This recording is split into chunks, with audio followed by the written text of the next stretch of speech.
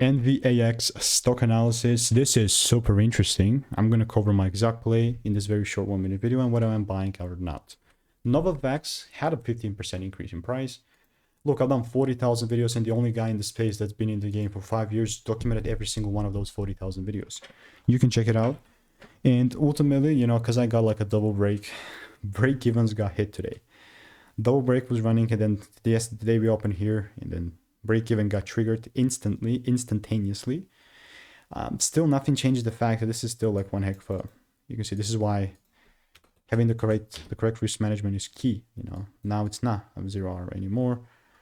I mean, it is 0R, but not in the play anymore. And I'm saying that if there's like another double break, then I'm still willing to take things further down.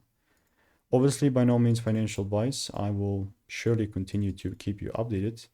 And if you want to learn how I'm consistently generating 5 to 10K per month without indicators, then just click the first link in the description and get my free emails.